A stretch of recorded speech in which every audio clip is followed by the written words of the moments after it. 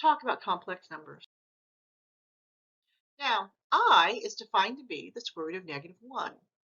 By squaring both sides, we see that I squared is equal to -1. Now, if a and b are real numbers, then any number of the form a plus bi is a complex number. And in the complex number, a is the real part and b is the imaginary part. So, a plus bi is equal to c plus di if and only if the real parts are equal and if the imaginary parts are equal. Now, if a equals 0 but b does not, then we have a purely imaginary number. So 3i is purely imaginary. If a doesn't equal 0 and b doesn't equal 0, then we have a non-real complex number. So 7 plus 2i is non-real and complex. Now, a complex number written in standard form is a plus bi or a plus ib. Personally, I like to put the I last. Now let's look at a graphic here. The natural numbers are 1, 2, 3, 4, etc., all the way up to whatever. While our whole numbers include 0, our integers include our negative numbers, our rational numbers include fractions, while our irrational numbers include numbers that can't be written as rational. So they're going to have square roots, cubed roots, they're going to involve pi, e, all of the really cool irrational numbers. But a real number encompasses all of these. It's a plus bi with b equal to 0. So these are all real. The trick is that b is equal to 0. Now, purely imaginary numbers occur when a is 0, but b does not. So 3i, negative I, etc. Now, this can have rational parts and irrational parts, but we don't make that delineation. We just call them imaginary. And non-real complex numbers include things like 7 plus 2i, so whole or natural numbers, irrational numbers on either part, the real or imaginary part, rational numbers, anything can be a non-real complex number. As a matter of fact, we usually just call them complex numbers. So the expression minus a. If a is positive, we can immediately write this as I times the square root of a. Because we have what? This is the square root of -1 times a, which is the square root of -1 times the square root of a. Remember, the square root of -1 is I a. Now, write as a product of a real number and I using the definition of minus a. So -16 becomes what? I times the square root of 16, which is 4i. -70 becomes I times the square root of 70. And the square root of -48 is I times the square root of 48. Now we do want to simplify this one down to 4i times the square root of 3. Now you notice we didn't do that for the square root of 70. Guess what's the square root of 70? Well, that's what, 7 times 10. If I take this down to the primes, 7 times 2 times 5, nothing here makes it nice. We just leave it as the square root of 70. But here, we do break it down as much as possible. So let's solve these equations. X squared equals -9, and x squared plus 24 equals 0. If I square root both sides of this equation, I'm going to get the plus or minus. We still get that plus or minus of the square root of -9. But I can rewrite negative square root of -9 as 3i. So this x is plus or minus 3i. For this equation right here, I need to solve it. And I get plus or minus the square root of -24. Now I do need to simplify this as x is plus or minus 2i times the square root of 6. And this solution set is plus or minus 2i root 6. Now when working with negative radicands, use this definition before you apply any other rules, because you can wind up obliterating the I or causing some weird funky stuff. So do that first. In particular, if you have the square root of C times the square root of D, this is only valid when both C and D are not negative, because again, the negatives will obliterate each other. So if I have the square root of -4 times -9, well, if I just multiply those, that is 6.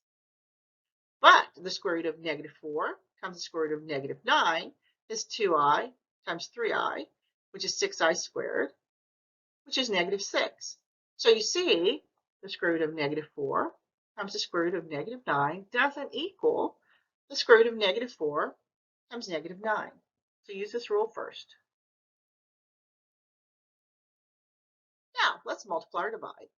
The square root of -7 times the square root of -7 is square root of 7i times the square root of 7i.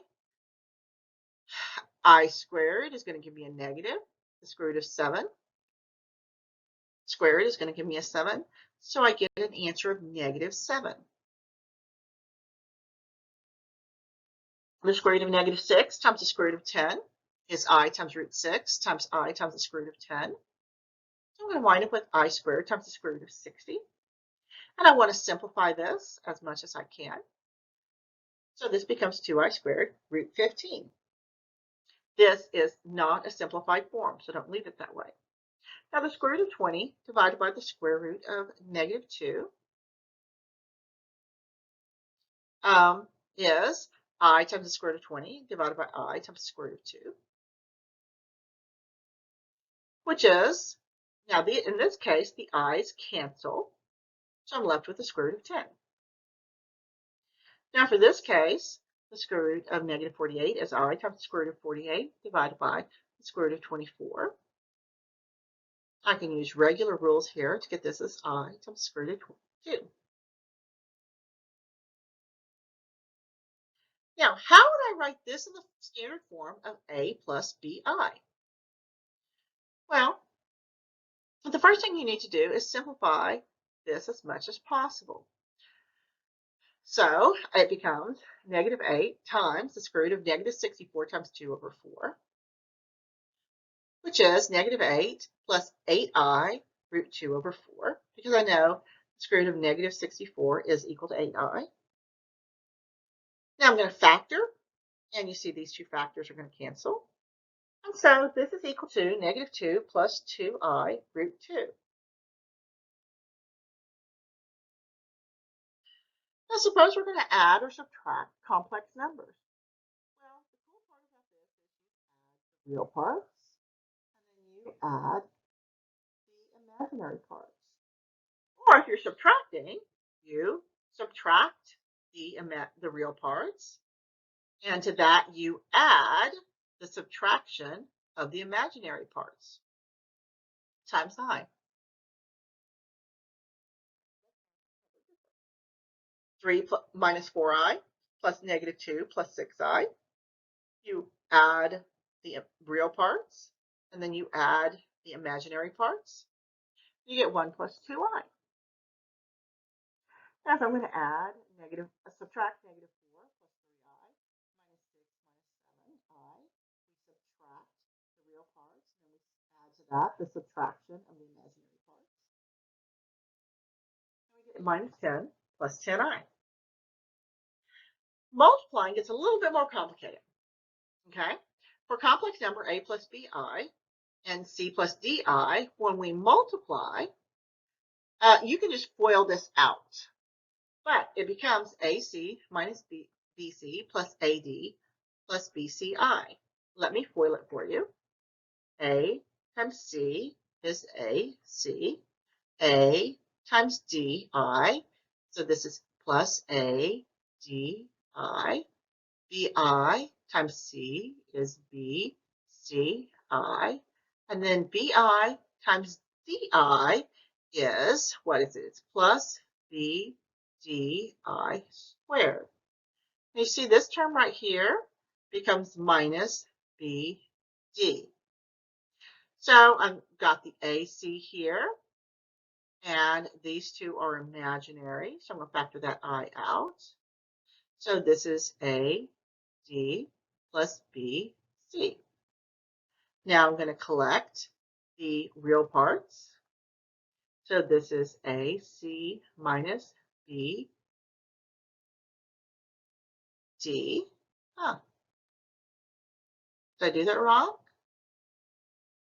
BD. Okay. Plus AD plus BC times I.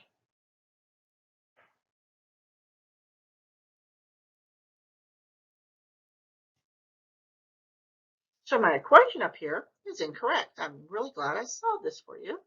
This right here is really minus BD. That's what happens when you use canned PowerPoint. Now let's find each product. All right.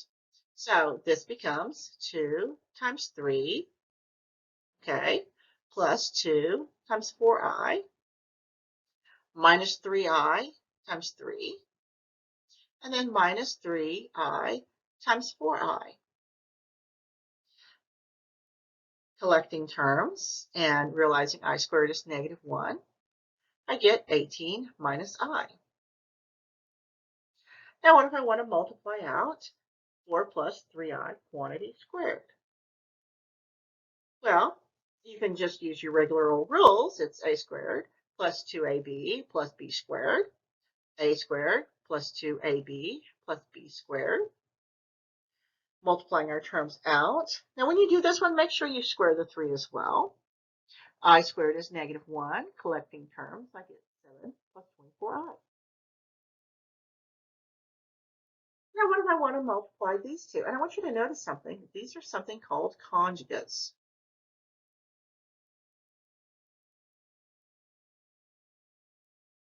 All right, this becomes 6 squared minus 5i squared.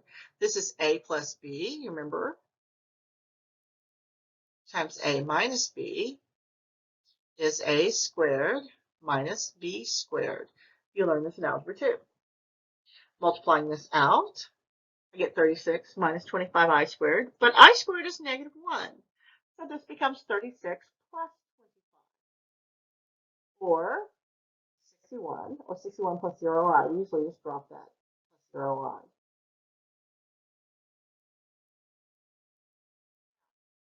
If you wanted to try to do this with your TI and you're able to do it, it would look something like this.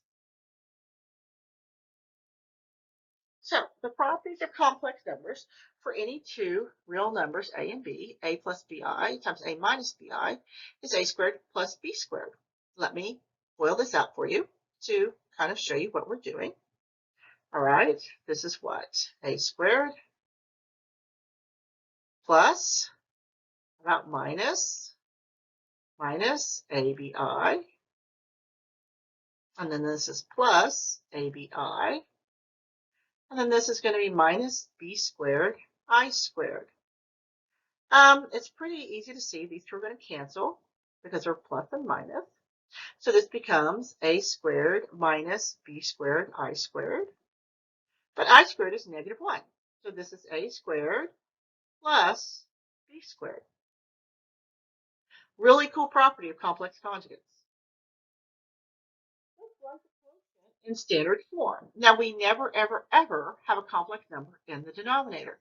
So in order to get rid of the denominator, we're going to multiply by the conjugate of the denominator. So 5 plus I is our, 5 minus I is our denominator. So we're going to multiply by the conjugate, 5 plus I, to get rid of the denominator. Now when we FOIL this out, we get 25 plus 10I plus 10I plus 5 squared divided by 25 minus I squared, or 13 plus 13I over 26. I can factor this out. And so I get, in lower standard form, this is 1/2 plus 1/2 I. Now, how would I write this quotient in standard form?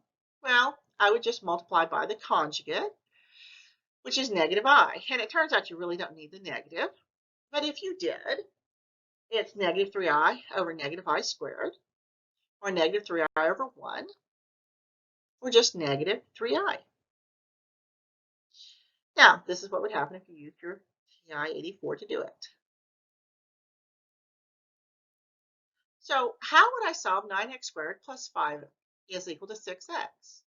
Well, let's get it in standard form, 9x squared minus 6x plus 5. Use quadratic formula with a is 9, b is negative 6, and c is 5. So remember the quadratic formula?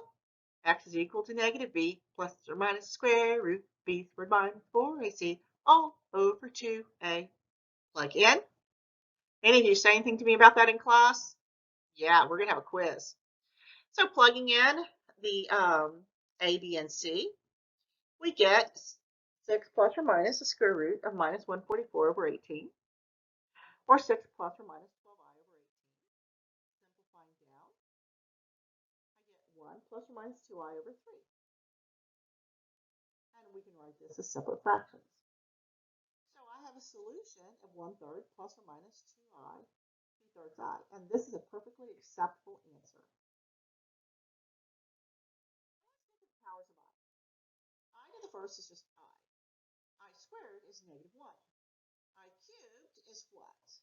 That's I squared times I, or negative I. I to the fourth is what? I squared times I squared, or negative 1 times negative 1, or 1. I to the fifth is what? I to the fourth times I, which is 1 times I. And you see we're doing the cycle all over again. We're going to go from I to negative 1 to negative I to 1, and so on. I love the pattern. Simplify these. I to the 15th. Well, I know I to the fourth is 1, so I'm going to pull out as many I to the fourths as I can. So I to the 15th is I to the 12th times I cubed. Now I to the 12th is I to the fourth cubed, and I cubed is I squared times I. So this is 1 cubed times, let's see, I squared is negative 1 times I. So my answer is negative I. What is I to the negative 3? Well, this is I to the negative 3 times 1, which is I to the negative 3 times 4, which is, what is this? I to the first power.